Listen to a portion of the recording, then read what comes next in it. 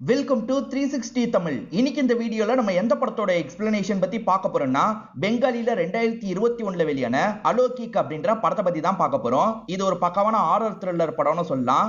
இந்த படத்தோட கதையே ரொம்ப வித்தியாசமா இருக்கும். கண்டிப்பா உங்க எல்லாருக்குமே பிடிக்கும்னு நம்புறேன். முதல்ல இந்த கதையோட பிளாட்டை பத்தி சொல்றேன். ஒரு வயசான ரைட்டருக்கு எழுதுறதுக்கு ஹெல்ப்புக்கு ஒரு பொண்ணு தேவைப்படுது. ஒரு பொண்ணை வர வைக்கிறாரு. அந்த பொண்ணுமே இவர் சொல்ற கதையெல்லாம் ஒவ்வொன்னா எழுத ஆரம்பிக்கிறாங்க. இவர் சொல்ற கதை எல்லாமே ரொம்ப வித்தியாசமா இருக்கு. இதை தாண்டி அந்த கதைலாம் எழுத ஆரம்பிச்சதுக்கு அப்புறம் இவங்களுக்கு அமானுஷ்யமா நிறைய விஷயங்கள் நடக்குது. அந்த ரைட்டர் உண்மையில யாரு, எதனால இவங்களுக்கு அமானுஷ்யமான விஷயங்கள்லாம் நடக்குதுன்ற மாதிரி கேள்வி வருது பாத்தீங்களா? அதுக்கெல்லாம் பதில் சொல்றது தான் இந்த படத்தோட கதையா இருக்கும். கண்டிப்பா உங்களுக்கு இந்த படம் பிடிக்கும் நம்புறேன். எக்ஸ்பிளனேஷனுக்குள்ள போறதுக்கு முன்னாடி வீடியோக்கு ஒரு லைக் போடுங்க. அது மூலியமா இந்த வீடியோ இன்னும் நிறைய பேர்கிட்ட கொண்டு போய் சேர்க்கப்படும். மேற்கொண்டு டைம் வேஸ்ட் பண்ணாம நம்ம நேரடியா எக்ஸ்பிளனேஷனுக்குள்ள போயிடலாம். படத்தோட ஸ்டார்டிங் சீனே மோகினின்ற ஒருத்தங்களை காட்டுறாங்க. இவங்க தேவன் ஒருத்தரை லவ் பண்ணிட்டு இருக்காங்க. இப்போ ஒரு பகுதிக்கு வந்தவங்க தேவுக்கு கால் பண்ணி பேசுறாங்க. ஒருத்தர் கையில ப்ராப்ளமா, அதனால கதை எழுதுறதுக்கு ஹெல்ப் தேவைப்படுது, நீ என்ன புக் பண்ணிருக்காரு, நான் அவரை பாக்குறதுக்காக தான் வந்திருக்கேன், வாட்ஸ்அப்ல அவரோட லொகேஷன் அனுப்புனாரு, வந்துட்டேன்ற மாதிரிலாம் சொல்றாங்க. எதுக்கு தெரியாதவங்க வீட்டுக்கெல்லாம் வேலை பார்க்கறதுக்காக போறேன்ற மாதிரி தேவ் கேட்கிறாரு. அதெல்லாம் ஒன்னும் இல்ல, நான் மேனேஜ் பண்ணிப்பேன் அப்படின்ற மாதிரி மோகினி சொல்றாங்க. இவங்களோட பாய் ஃப்ரெண்ட் தேவும் சரின்ற மாதிரிலாம் ஏத்துக்கிறாரு. என்ன லொகேஷன் இப்படி இருக்குன்ற மாதிரி இந்த பொண்ணு யோசிக்கிறாங்க. ஏன்னா கொஞ்சம் தள்ளி இருக்க பாலடைஞ்ச வீட்டுக்கிட்ட தான் லொகேஷன் காட்டுது. இதுதானா அப்படின்ற மாதிரி யோசிச்சுக்கிட்டே இவங்களுமே உள்ள வந்துடுறாங்க. இப்ப உள்ள எல்லா திங்ஸுமே அரேஞ்ச் பண்ண மாதிரிலாம் இருக்கு. வாசல் கிட்ட ஒரே ஒரு செருப்பு மட்டும் இருக்கு. பொதுவா 2 செருப்பு இருக்கும்ல, ஆனா இங்க ஒரே ஒரு செருப்பு மட்டும் தான் இருக்கு. அதெல்லாம் தாண்டி இவங்களும் உள்ள வந்து அந்த ரைட்டரை கூப்பிட்டு இருக்காங்க. அந்த ரைட்டர் கிட்ட இருந்து பதிலே வர மாட்டேங்குது. அந்த இடத்துல நிறைய திங்ஸ் இருக்கு, சில பொம்மைகள்லாம் இருக்கு. மோகினி ஒரு பொம்மையை எடுத்து பார்க்கும் போது வேற ஒரு விஷயத்த நமக்கு காட்டுறாங்க. ஒரு பொண்ணு இருக்கா பாத்தீங்களா, இந்த பொம்மையை கையில வச்சுதான் வேகமா ஓடிட்டு இருக்கா, ஆளுங்களா துரத்திட்டு இருக்காங்க. இப்ப அப்படியே கட் பண்ணி இங்க நடக்கிறத காட்டுறாங்க. அந்த ரைட்டர் வந்துடுறாரு. பொம்மையெல்லாம் தொடாதன்ற மாதிரி சொல்லிட்டாரு. இவங்க பயத்துல சட்டுன்னு கீழே போட்டுறாங்க. அதுக்கப்புறம் தான் ரைட்டர் வெளியே வந்து இவங்க கிட்ட பேச ஆரம்பிக்கிறாரு. அந்த ரைட்டருக்கு என்ன ப்ராப்ளம்னு தெரியல, கையெல்லாம் பயங்கரமா நடுங்கிட்டு இருக்கு. அதனால தான் இவர் யோசிக்கிற கதையை எழுத முடியல போல. இவங்களை ஹெல்ப்புக்காக வர வச்சிருக்காரு. சரி, என்ன மாதிரி ஹெல்ப் பண்ணும், நான் டைப் பண்ணி தந்துருவான்ற மாதிரி கேக்குறாங்க. இல்லமா, டைப் பண்றதுலாம் எனக்கு செட் ஆகாது, நான் அந்த காலத்து ஆளு, எப்பவுமே எழுதுறது தான் எனக்கு பிடிக்கும்ன்ற மாதிரி சொல்லிட்டாரு. சரி, இன்னைக்கு டெக்னாலஜி நிறைய மாறி போயிருச்சு, இன்னுமா எழுதி தந்துட்டு இருக்கீங்கன்ற மாதிரி கேக்குறாங்க. நான் அப்படிதான்ற மாதிரி சொல்லிட்டாரு. இப்ப எழுதுறதுக்காக ஒரு நோட்டை எடுத்துடுறாரு. அதே மாதிரி நிறைய பெண் இருக்கு, அதுல பர்டிகுலரா ஒரு பெண்ணை செலக்ட் பண்றாரு. எதுக்காக சார் பெண்ணை கூட செலக்ட் பண்றீங்கன்ற மாதிரி இவங்க கேக்குறாங்க. இந்த கதை இந்த பெண்ணால தான் எழுதணும்ன்ற மாதிரி இருக்கு, அதனால தான் அப்படின்ற மாதிரி இவர் கொஞ்சம் வித்தியாசமா பேசுறாரு. என்ன இவர் கொஞ்சம் வித்தியாசமா பேசுறாரு அப்படின்ற மாதிரி இவங்க யோசிக்கிறாங்க. சரி, வேற வழி இல்ல, வேலைக்குன்னு வந்துட்டோம், இவர் சொல்றதை நம்ம எழுத வேண்டியதுதான் அப்படின்ற மாதிரி யோசிக்கிறாங்க. சரி சார், நீங்க கதையை சொல்ல சொல்ல நான் எழுதுறேன்ற மாதிரி சொல்றாங்க. இவருமே முதல்ல ஒரு கதையை சொல்ல போறேன், அந்த கதைக்கு இதுதான் டைட்டில் அப்படின்ற மாதிரி சொல்லிட்டாரு. இவங்க டைட்டில் எல்லாம் போடுறாங்க. இப்ப மேற்கொண்டு அவர் சொல்றதை நமக்கு விஷுவலா காட்ட ஆரம்பிக்கிறாங்க. ஒரு பொண்ணு சில ஆளுங்களுக்கு பயந்து ஓடிட்டு இருக்க மாதிரியும், நிறைய பேர் சேர்ந்த மாதிரி அந்த பொண்ணை லாக் பண்ற மாதிரியும் நமக்கு காட்டுறாங்க. அப்படியே கட் பண்ணி ஒரு பாரை நமக்கு காட்டுறாங்க. இங்க ஒரு வயசான பெரியவர் இருக்காரு. இந்த பெரியவருக்கு அசிஸ்டண்டா ஒரு பையன் புதுசா சேர்ந்திருக்கான். இந்த பெரியவர் என்ன வேலை பாக்குறாரு அப்படின்றதெல்லாம் நமக்கு காட்ட மாட்டாங்க. இந்த பையனுக்கு இப்ப சரக்கெல்லாம் ஊத்தி குடின்ற மாதிரி சொல்லிட்டு, இந்த பெரியவரோட அப்பா இருக்காரு பாத்தீங்களா, தந்திராலாம் பண்றவரா இருப்பாரு. பிளாக் மேஜிக்னு சொல்லுவாங்கல்ல, அதெல்லாம் பண்றவரா இருப்பாரு. என் அப்பா பண்றதை பார்த்து நானும் கொஞ்சம் கொஞ்சம் கத்துலாம் வச்சிருக்கேன்ற மாதிரி சொல்லிட்டாரு. பேயெல்லாம் என்னால பார்க்க முடியும்ன்ற மாதிரிலாம் சொல்லிட்டு இருக்காரு. என்ன இந்த மனுஷன் என்னென்னமோ பேசுறாரு அப்படின்ற மாதிரி அந்த பையன் லைட்டா பயந்துட்டு இருக்கான். சரி, சரக்கெல்லாம் வாங்கி தராரு, நம்ம சிரிக்கிற மாதிரியாவது பண்ணலான்ற மாதிரி இவரும் சிரிச்சிட்டு இருக்காரு. ஒரு ஸ்டேஜ்ல இந்த பெரியவர் சந்தோஷப்பட்டு எந்திரிச்சு நின்று டான்ஸ் எல்லாம் பண்ணிட்டு இருக்காரு.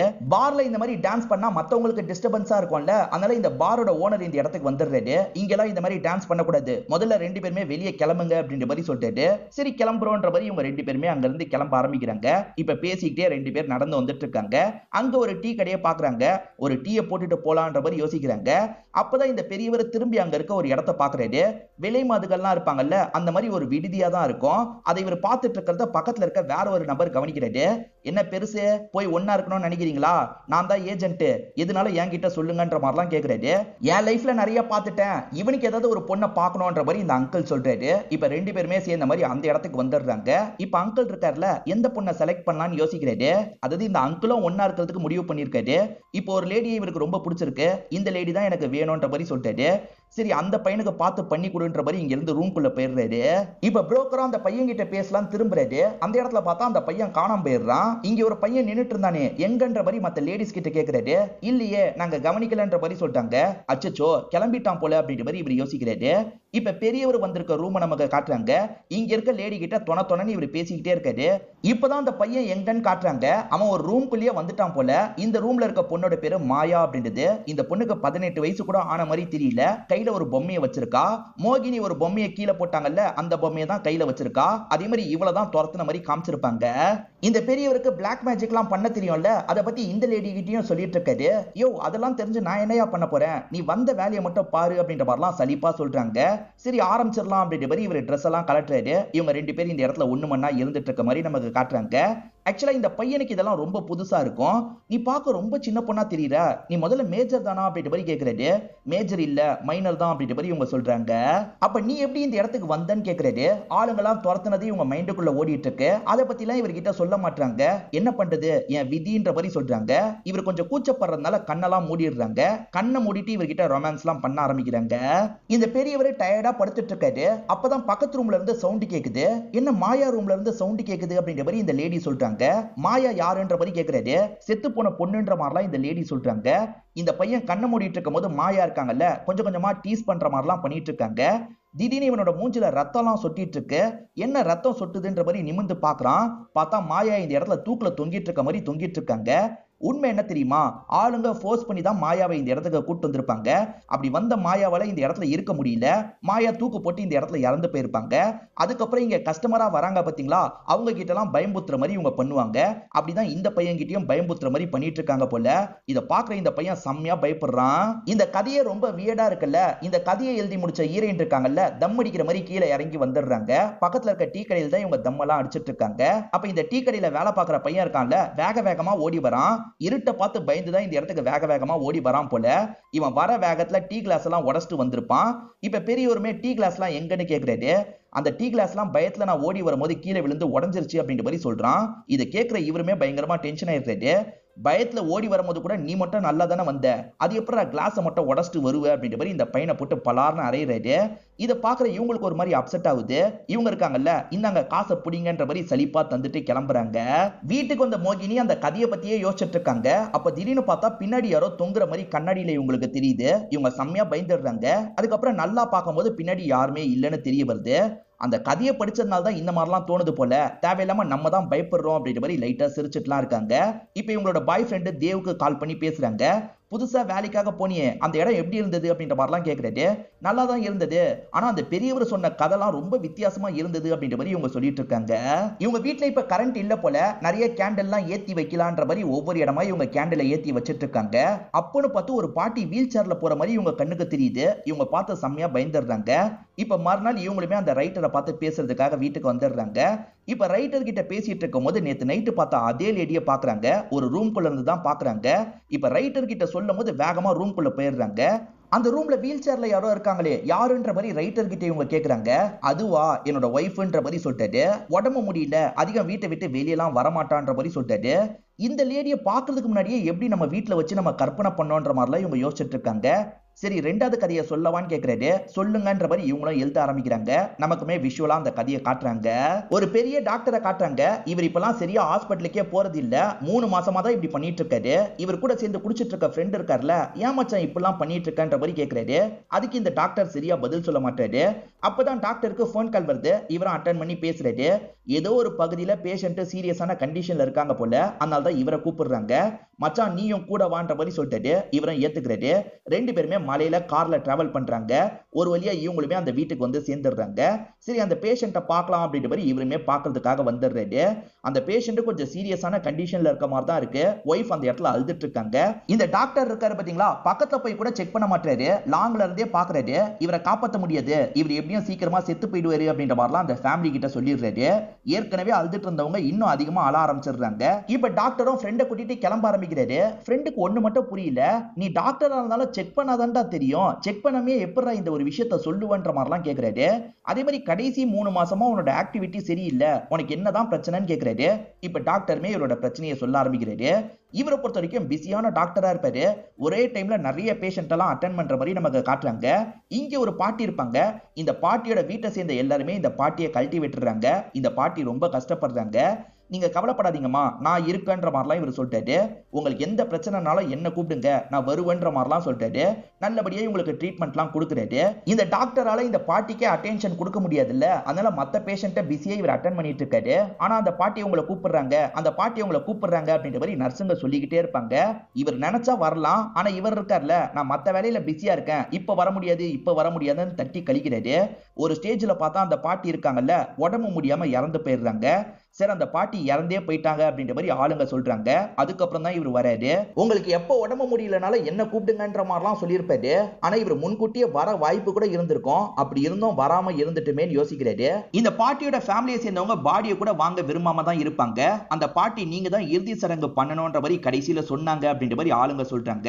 சரி, நம்மளே பண்ணலான்ற மாதிரி இவருமே இறுதி சடங்கு வேலை எல்லாத்தையும் பண்ணியிருப்பாரு.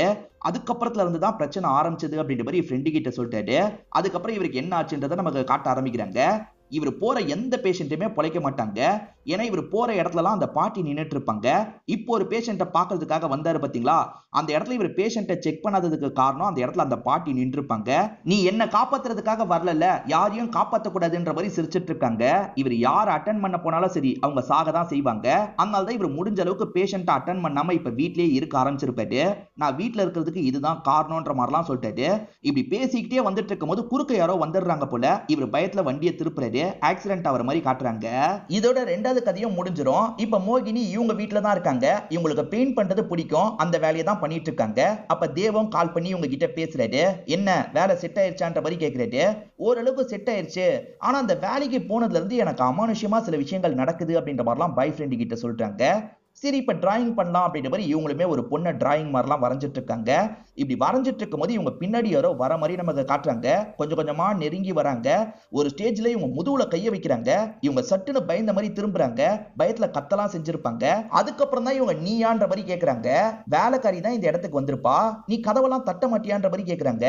இல்லம்மா, கதவு திறந்திருந்தது, அதனால தான் நான் பாட்டுக்கு வந்துட்டேன்ற மாதிரிலாம் வேலைக்காரி சொல்றாங்க. நான் என்னமோ ஏதோன்னு பயந்துட்டேன் அப்படின்ற மாதிரி மோகினி சிரிச்சிட்டு இருக்காங்க. வேலைக்காரியும் கூட சேர்ந்து சிரிக்கிறாங்க. சரிம்மா சாப்பிட்டு நான் ஏதாவது ரெடி பண்றேன் அப்படின்ற மாதிரி இவங்க இங்க இருந்து கிளம்ப ஆரம்பிக்கிறாங்க. இப்ப திரும்பி மோகினி ஷாக் ஆகுறாங்க. ஆக்சுவலா மோகினி ஒரு பொண்ணை தானே வரைஞ்சாங்க, இப்ப வேற ஒரு நபரோட டிராயிங் வந்த மாதிரி இருக்கு. இந்த இடத்துக்கு வான்ற மாதிரி வேலைக்காரியை கூப்பிடுறாங்க. வேலைக்காரி என்னாச்சுன்னு கேக்குறாங்க. முதல்ல இங்க பொண்ணு டிராயிங் தானே இருந்ததுன்னு கேக்குறாங்க. இல்லம்மா, நான் வரும்போதே இந்த மாதிரி டிராயிங்க தான் பார்த்தேன்ற மாதிரி வேலைக்காரி சொல்றா. இல்ல, இதுக்கு முன்னாடி ஒரு பொண்ணு டிராயிங் வரைஞ்சேன், அது மாறி இருக்கு, எப்படி அதுக்குள்ள மாறோன்ற மாதிரிலாம் இவங்க கேக்குறாங்க. வேலைக்காரிக்கு ஒண்ணுமே புரிய மாட்டேங்குது. இவங்களுமே எப்படி மாறோன்ற மாதிரி திரும்ப திரும்ப யோசிச்சு பார்த்துட்டு இருக்காங்க. கண்டிப்பா அந்த இடத்துல கதை எழுதுறதுக்காக நம்ம போனதுக்கு அப்புறம் தான் அமானுஷ்யமா நடக்குது, நம்ம போய் தப்பு பண்ணிட்டுமா அப்படின்ற மாதிரிலாம் இவங்க யோசிக்கிறாங்க. இதெல்லாம் யோசிச்சு யோசிச்சு உங்களுக்கு தலைலாம் வலிக்கிற மாதிரி இருக்கு. இப்ப வேலைக்காரியை கூப்பிட்டு நான் கொஞ்ச நேரம் படுக்க போறேன், என்ன டிஸ்டர்ப் பண்ணாத, யார் வந்தாலும் அனுப்பி விட்டுரு அப்படின்ற மாதிரிலாம் சொல்றாங்க. சரிமான்ற மாதிரி வேலைக்காரி ஏத்துக்கிறாங்க. இப்ப இவங்களுமே ரூம்க்கு வந்து படுத்துடுறாங்க. கொஞ்ச நேரம் நிம்மதியா இவங்க தூங்கிட்டு இருக்காங்க. அப்ப இவங்களோட போட்டோல எல்லாம் ரத்தம் வலிகிற மாதிரி நமக்கு காட்டுறாங்க. இப்படி தூங்கிட்டு இருக்கும் போது யாரோ பக்கத்துல வந்து படுக்கிற மாதிரி தெரியுது. வேலைக்காரி சில சமயம் படுப்பா போல. என்ன நீயும் டயர்டா இருக்குன்னு படுக்கிறதுக்காக வந்துட்டியான்ற மாதிரி மேல கைய போடுறாங்க. இப்ப கைய போட்டவங்க லைட்டா கண்ணை திறந்து பாக்குறாங்க. அந்த இடத்துல பார்த்தா வேலைக்காரி இல்ல, அந்த ரைட்டரோட ஒய்ஃபா ஒருத்தங்க இருந்தாங்கல்ல, அவங்க தான் படுத்துட்டு இருக்க மாதிரி தெரியுது. இத பாக்குற இவங்க பயத்துல கத்தலாம் ஆரம்பிச்சிடுறாங்க. இப்ப பார்த்தா அந்த லேடியை காணோம். என்ன அந்த லேடி அதுக்குள்ள மறைஞ்சு போயிட்டாங்கன்னு யோசிக்கிறாங்க. மறுநாள் வேலைக்கு வந்த மோகினி இருக்காங்கல்ல, சரி என்னோட வீட்டுல அமானுஷ்யமா நடக்குது, நான் இந்த கதைலாம் எழுத ஆரம்பிச்சதுக்கு அப்புறம் தான் நடக்குது, இதுக்கப்புறம் இந்த வேலை எனக்கு வேணான்ற மாதிரி சொல்றாங்க. நீ என்னமா இப்படி பேசிட்டு இருக்க, நீ இந்த மாதிரி வித்தியாசமான கதை எழுதுறல்ல, அதனால தான் உனக்கு ஆலோசினேஷன் மாதிரிலாம் தோணுது, அதெல்லாம் நிஜம் கிடையாதுமா, இதை நினைச்சு நீ ஒரி பண்ணாத அப்படின்ற மாதிரி சொல்லிட்டாரு. சரி சார், அடுத்த கதையை சொல்லுங்கன்ற மாதிரி கேக்குறாங்க. இவருமே சொல்ல ஆரம்பிக்கிறாரு. இந்த கதையை பொறுத்த வரைக்கும் பிரியான்ற ஒரு பொண்ணை சுத்தி தான் கதை நடக்கும். பிரியாவோட அப்பா அம்மா சின்ன வயசுலயே இறந்து போயிட்டாங்க. பிரியா அங்கிள் வீட்டுல தான் வளர ஆரம்பிச்சா அப்படின்ற மாதிரிலாம் சொல்லிட்டாரு. பிரியாக்கு ஒரு வழியா கல்யாண வயசும் வந்துருச்சு. காலேஜ் படிச்சுட்டு இருக்கும் போது மாமா ஒரு மாப்பிளைய வர வச்சிட்டாருன்ற மாதிரி சொல்லிட்டாரு. இதுக்கு மேல நமக்கு விஷுவலா காட்டுறாங்க. இப்ப மாப்பிள்ள கூட வந்தவங்களும் உட்காந்துட்டு இருக்காங்க. அப்ப பிரியா இருக்காங்கல்ல, எல்லாருக்குமே காஃபி தரதுக்காக இந்த இடத்துக்கு வராங்க. எல்லாருக்கும் தாமான்ற மாதிரி மாமாவும் சொல்லிட்டாரு. அப்பதான் இந்த இடத்துல கெட்ட நாத்தம் அடிக்குது. என்ன திடீர்னு கெட்ட நாத்தம் அடிக்குதுன்ற மாதிரி வீட்டுல இருக்க எல்லாருமே யோசிச்சுட்டு இருக்காங்க. இப்ப மாமா இருக்காருல, இந்த இடத்துல ஊதுபத்தி எல்லாம் எடுத்துட்டு வந்து வையின்ற மாதிரி சொல்லிட்டாரு. ஒய்ஃபுமே எடுத்துட்டு வந்து வைக்கிறாங்க. இப்ப அதுக்கப்புறம் ரெண்டு வீட்டை சேர்ந்தவங்கள பேசிக்க ஆரம்பிக்கிறாங்க. மாப்பிள்ள பேரு வெங்கட் அப்படின்றது. நான் தனியா பேசணும்ன்ற மாதிரி சொந்தக்காரங்க கிட்ட சொல்லிட்டாரு. இது தனியா பேசணுமா அப்படின்ற மாதிரி மாமா யோசிக்கிறாரு. ஆனா அத்தை இருக்காங்கல்ல, பேசட்டுமேன்ற மாதிரி சொல்லிட்டாங்க. இப்ப ரெண்டு பேருமே ஒரு ரூம்குள்ள வந்து பேசிக்க ஆரம்பிக்கிறாங்க. உங்க ஸ்மெல் சூப்பரா இருக்குன்ற மாதிரிலாம் இந்த வெங்கட் கொஞ்சம் வித்தியாசமா பேசுறான். ஆனா இவங்கிட்ட இருந்து கெட்ட நாத்தம் வருது, பக்கத்துல நிக்கிறதுக்கே இவங்க ரொம்ப கஷ்டப்படுறாங்க. இவனை விட்டு கொஞ்சம் கொஞ்சமா தள்ளிலாம் போயிட்டு இருக்காங்க. இவன் வியடா பேசிட்டு இருக்கிறத மாமாவும் ஒட்டி கேக்குறாரு. என்ன இவன் இப்படிலாம் பேசிட்டு இருக்கான் அப்படின்ற மாதிரி மாமா பயங்கரமா ஷாக் ஆகுறாரு. நாங்க யோசிச்சு சொல்றோன்ற மாதிரி மாப்பிள்ளை வீட்டை சேர்ந்தவங்கள அனுப்பி வச்சிடுறாரு. அவன் ரொம்ப வியடா இருக்கிறதுனால இந்த சம்பந்தம் வேணான்ற மாதிரி பிரியா கிட்ட சொல்லியிருப்பாரு. பிரியாவும் சரின்ற மாதிரி ஏத்திருப்பாங்க. இப்ப பிரியா காலேஜ்ல பசங்க கிட்ட உட்காந்து பேசிட்டு இருக்காங்க. என்ன பொண்ணு பாக்குறதுக்காக ஒருத்தன் வந்தான், அவன் கிட்ட இருந்து கெட்ட நாத்தம் வந்தது, ஏன் எதுக்குன்னு தெரியலன்ற மாதிரிலாம் சொல்றாங்க. இப்ப பிரியா வீட்டுல உட்காந்து காலேஜ் வேலையெல்லாம் பார்த்துட்டு இருக்காங்க. கொஞ்சம் காத்து வாங்கலான்றதுக்காக ஸ்கிரீனை வேலைக்கு வைக்கிறாங்க. அந்த இடத்துல பார்த்தா அவன் நின்னுட்டு இருக்கான். இவங்களே குறுகுறுன்னு பார்த்துட்டு இருக்கான். கொஞ்ச நேரம் கழிச்சு தான் அவன் குறுகுறுன்னு பார்க்கறதை இவங்க கவனிக்கிறாங்க. சட்டுன்னு ஸ்கிரீனை மூடிடுறாங்க. இவன் எதுக்கு இங்க வந்தான்னு யோசிக்கிறாங்க. மறுநாள் இவங்க ஃப்ரெண்ட்ஸ் கூட பேசிக்கிட்டே வீட்டுக்கு நடந்து வந்துட்டு இருக்காங்க. ஒரு ஸ்டேஜ்ல ஃப்ரெண்ட்ஸ் எல்லாம் பிரிஞ்சு போயிடுறாங்க. இவங்க மட்டும் தான் தனியா நடந்து வந்துட்டு இருக்காங்க. அப்ப இவங்களுக்கு திரும்பி அதே ஸ்மெல் வருது. என்ன அந்த கெட்ட நாத்தம் வருது அப்படின்ற மாதிரிலாம் இவங்க யோசிக்கிறாங்க. திரும்பி பார்த்தா இந்த வெங்கட் தான் பின்னாடி நின்னுட்டு இருக்கான். இப்ப வெங்கட் இவங்களை நோக்கி நடந்து வந்துட்டு இருக்கான். இவன் எதுக்கு நம்மள ஃபாலோ பண்றான்ற மாதிரி இவங்க யோசிக்கிறாங்க. ஒரு ஸ்டேஜ்ல வேகமா ஓட ஆரம்பிச்சிடுறாங்க. என்னை விட்டு நீ எங்கேயும் போக முடியாதுன்ற மாதிரி வித்தியாசமா அவன் சிரிச்சிட்டு இருக்கான். எதுக்காக இவன் இந்த மாதிரிலாம் பண்ணிட்டு இருக்கான்ற மாதிரி இவங்களுமே ஓடியே வீட்டுக்கு வந்துடுறாங்க. என்னமா இப்படி மூச்சு வாங்க வீட்டுக்கு வந்திருக்கான்ற மாதிரி மாமா கேக்குறாரு. அன்னைக்கு பொண்ணு பாக்குறதுக்காக ஒருத்தன் வந்தான்ல, அவன் அடிக்கடி என் பின்னாடி வந்துகிட்டே இருக்கான். அன்னைக்கு ஜன்னலை திறந்தா ஜன்னல் பக்கத்துல இருந்து வேடிக்கை பார்த்துட்டு இருந்தான் அப்படின்ற மாதிரி சொல்லிட்டாங்க. மாமா என்ன சொல்றாருன்னா, நான் கூட அவனை கவனிச்சேன், அடிக்கடி இந்த வீட்டையே சுத்தி சுத்தி வரான், ஆளு கொஞ்சம் கோளாறு மாதிரி தெரியுறான், நீ கொஞ்ச நாள் இங்க இருக்கிறது சரியில்லைம்மா, அடுத்த 2 வாரம் காலேஜ் லீவ் போட்டு நான் அவனை ஒரு கை பாத்துறேன், அதுக்கப்புறம் இந்த இடத்துக்கு நீ வந்தா போதும்னு சொல்லிட்டாரு. சரின்ற மாதிரி பிரியாவும் இந்த இடத்துல ஏத்துக்கிறாங்க. கதை நல்லா தானே போயிட்டு இருக்கு, அப்புறம் எதுக்காக லைக் போடாம இருக்கீங்க, ஒரு லைக்கை போட்டுருங்க. அதே மாதிரி லைக் போட்டதுக்கு அப்புறம் ஐப்னு ஒரு ஆப்ஷன் வரும், அந்த ஐப்பம் போட்டு விடுங்க. சரி இப்ப கதைக்குள்ள வந்துடலாம். இவங்க ஊருக்கு வந்துடுறாங்க. ஊர்ல ஒரு தெரிஞ்ச பொண்ணு இருக்கா. அந்த பொண்ணு கிட்ட இவங்க நடந்த விஷயத்தெல்லாம் சொல்றாங்க. அவன் ஆளு கொஞ்சம் வியடா இருப்பான், கெட்ட நாத்தம் வரும், எப்படின்னே தெரியல அப்படின்ற மாதிரிலாம் இந்த ஃப்ரெண்டு கிட்ட இவங்க புலம்பிட்டு இருக்காங்க. இவங்க இருக்கிறது ஒரு சின்ன கிராமமா இருக்கும். 5-6 வீட்டுக்கு சேர்த்த மாதிரி தான் பாத்ரூம் இருக்கும். இவங்களுமே குளிக்கிறதுக்காக பாத்ரூம்க்கு வந்துடுறாங்க. இப்ப கொஞ்சம் கொஞ்சமா ட்ரெஸ் எல்லாம் இவங்க கழட்டிட்டு இருக்காங்க. அப்ப அந்த கெட்ட நாத்தம் திரும்பி உங்களுக்கு வருது. என்ன கெட்ட நாத்தம் வருது? அப்ப அந்த வெங்கட் இங்க தான் இருக்கானான்ற மாதிரி யோசிக்கிறாங்க. அப்போ ஒரு பகுதியில இருந்து ரத்தம் சொட்டுற மாதிரி நமக்கு காட்டுறாங்க. இவங்களுமே அந்த பகுதியை நிமிர்ந்து பாக்குறாங்க. இவங்க என்ன பாக்குறாங்கன்றதை நமக்கு காட்ட மாட்டாங்க. இப்ப பிரியா பயந்த மாதிரி வேகமா வெளியே ஓடி வந்துட்டு இருக்காங்க. தெரிஞ்ச அண்ணனுமே என்னாச்சு ஏதாச்சுன்ற மாதிரி கேக்குறாரு. இவங்களால பேச முடியல, அந்த அளவுக்கு ஷாக்ல இருக்காங்க. இவங்க பாத்ரூமை காமிச்சிட்டு இருக்காங்க. அப்பதான் இவங்களோட ஃப்ரெண்ட் ஒருத்தங்க இந்த இடத்துக்கு வராங்க. உன் மாமா கிட்ட இருந்து இப்பதான் தகவல் கிடைச்சது, இதுதான் தகவல் அப்படின்ற மாதிரி தகவலை சொல்றாங்க. ஆக்சுவலா அந்த வெங்கட் இருக்கான்ல, இவங்க எங்க போனாங்கன்னு தெரியாம வீட்டு வாசல்லையே குத்து வச்ச மாதிரி உட்காந்துட்டு இருக்கான்.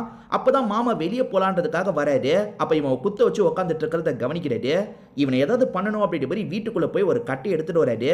ஒழுங்கா இங்க இருந்து ஓடுறியா இல்லையா அப்படின்ற மாதிரி துரத்த ஆரம்பிக்கிறாரு. என்ன துரத்துறாரு அப்படின்ற மாதிரி வெங்கட் பயந்து ஓடிட்டு இருக்கான். மாமா விட்டுற மாதிரியே இல்ல, துரத்திக்கிட்டே இருக்காரு.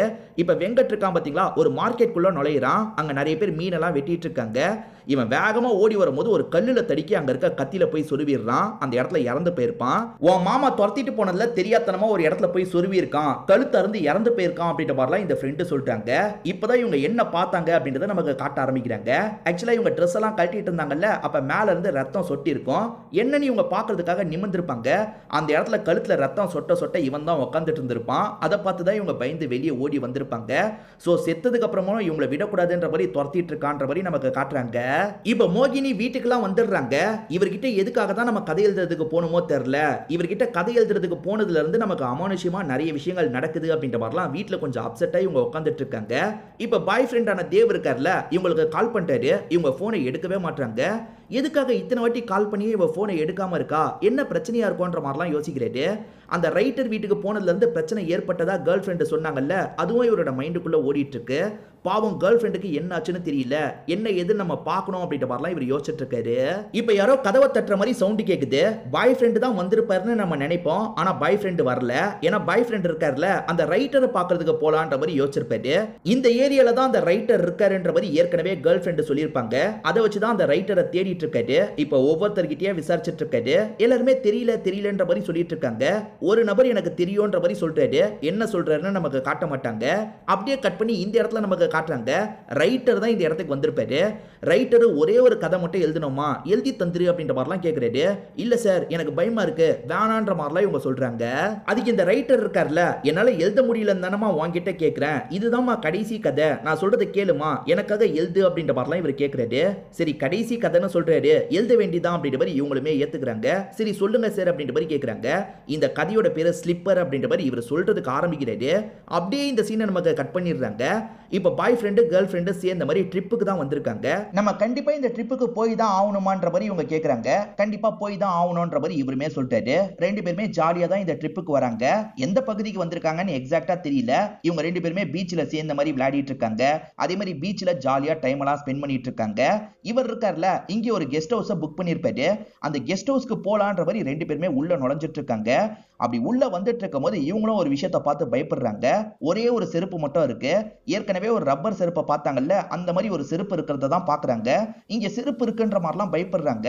அங்க எதுவுமே இல்ல, நீ ஆலோசினேட் பண்ற அப்படின்ற மாதிரி பாய் ஃப்ரெண்ட் சொல்றாரு. அதுக்கப்புறம் இவங்க பார்க்கும்போது அந்த இடத்துல செருப்பு இருக்க மாட்டேங்குது. நீ ஸ்டார்டிங்கே அந்த மாதிரி வேலைக்கெல்லாம் போகாதுன்னு சொன்னேன், நான் தான் கேட்கல, இப்ப பாரு நான் எவ்வளவு பயந்துட்டு இருக்கேன்ற மாதிரிலாம் இவங்க சொல்றாங்க. எது நடந்ததோ அதெல்லாம் முடிஞ்சு போயிருச்சு, நீ தேவையில்லாம அதை நினைச்சு ஃபீல் பண்ணாத அப்படின்ற மாதிரிலாம் சொல்லிட்டாரு. இவர் சமாதானப்படுத்தும் போதுதான் என்ன நடந்தது அப்படின்றது நமக்கு தெரிய ஆரம்பிக்குது. இவங்க கதை எழுதுறேன்னு ஒரு ரைட்டரை பாக்குறதுக்காக போவாங்க பாத்தீங்களா, உண்மையில அந்த இடத்துல ரைட்டர்லாம் உயிரோட இருந்திருக்க மாட்டாரு.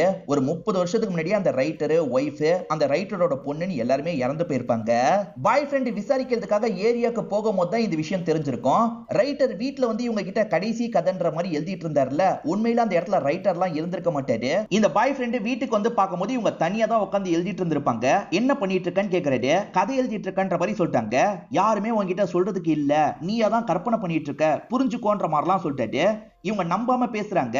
நான் சொல்றது உண்மைதான், நான் விசாரிச்சேன் அப்படின்ற மாதிரி இவருமே விசாரிச்சதை பத்திலாம் சொல்றாரு. அதுக்கப்புறம் தான் இவங்க கொஞ்சம் கொஞ்சமா இவர் சொல்றதை நம்புறாங்க.